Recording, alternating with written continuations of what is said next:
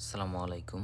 বাংলাদেশ এয়ারপোর্টে সম্পর্কে আমার যে ধারণা হলো, সেটা আপনাদেরকে দেখানোর চেষ্টা করতেছি। দেখেন আমার লাগেজটার কি অবস্থা। আমার লাগেজটা ভেঙে ফেলছে। আমি অভিযোগ করতে গেছি। আমার অভিযোগটা সেইভাবে কোনো গুরুত্ব দিচ্ছেন না, দেখছেন না এয়ারপোর্টের কর্মকর্তারা। তো যাই হোক, আল্লাহর কাছে বিচার দিলাম।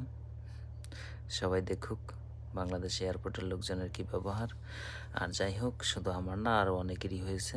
তো আমার এই ভিডিওটা অনেকেই পোস্ট করে অনেকভাবে ভুলভ্রান্তি ছড়ানোর চেষ্টা করতেছে যে আমার অনেক কিছু হারিয়ে গেছে, যে আমার মোবাইল হারিয়ে গেছে, আমি সৌদি প্রবাসী, অনেক অনেক অনেক কিছুই করতেছে। যাই হোক, তো আপনারাই তো দেখলেন। তো যাই হোক, আপনাদের যা মতামত কমেন্টে জানিয়ে যাবেন, এবং বাংলাদেশ এয়ারপোর্টের সম্পর্কে আপনাদের যা ধারণা আপনারাও শেয়ার করে যাবেন কমেন্টের মাধ্যমে। ধন্যবাদ।